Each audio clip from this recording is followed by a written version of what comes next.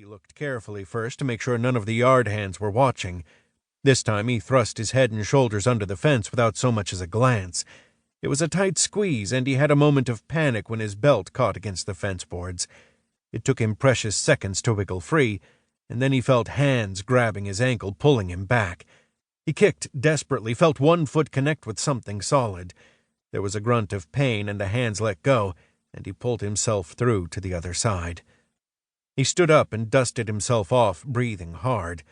While he recovered, he watched to see if the gang would try to follow him, but they weren't stupid enough to wedge themselves into the narrow space, while he was free to kick them in the head as they came through.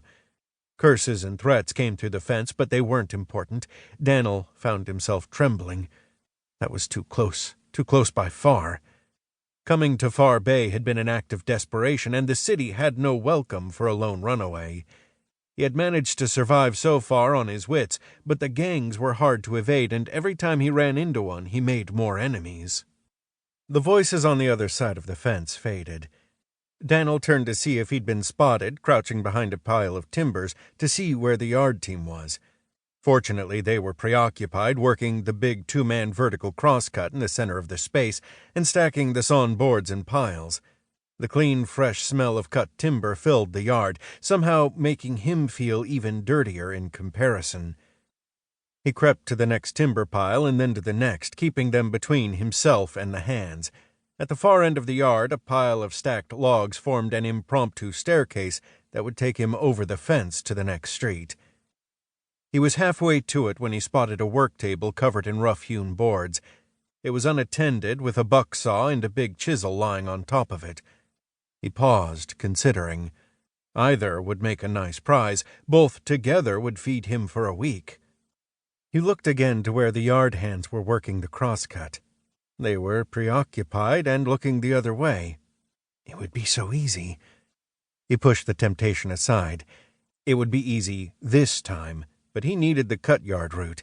If tools started disappearing, the yard hands would look to find the reason. Dock rats like Danil were already assumed to be thieves, and he would be beaten if he were caught in the yard. If he were caught stealing, he might get some bones broken, and that would leave him easy prey to the gangs. He slipped over to the lumber pile, checked to make sure no one was looking, and scampered to the top. From there it was a short jump to the fence's top rail, and then he swung himself down to a narrow street of hard-packed dirt. He checked left and right just in case Hatch had anticipated his route, but the way was clear. He dodged around a fishmonger's cart, jumped up onto the rough-hewn boardwalk, and ran along it to the bridge across the Silver River, just before it emptied itself into the ocean. On the other side of the bridge, a brick and timber forge dipped a water wheel into the lazy current, smoke pouring from the mud-plastered chimney. He heaved a sigh of relief. Era was there, and working. He ran across the bridge and into the open shop front.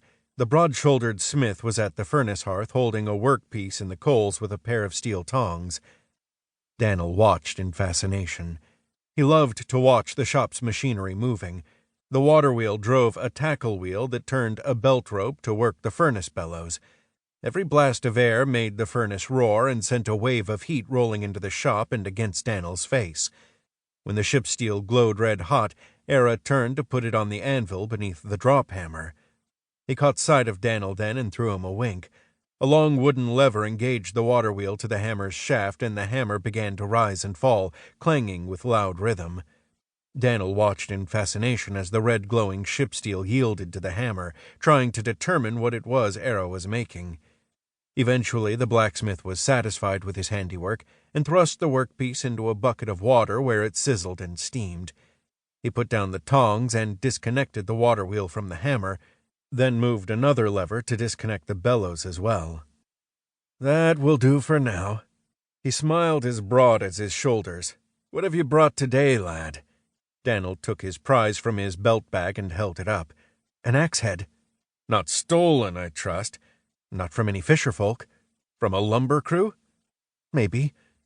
Era laughed. "Young man, you'll live to regret stealing from the Prophetsy." "I don't steal. I scavenge. It's not my fault they leave so much behind." "The Prophet already thinks he owns us. He might yet own you, and you'll be hauling those trees instead of climbing them." The blacksmith took the axe head and hefted it. "This is nice."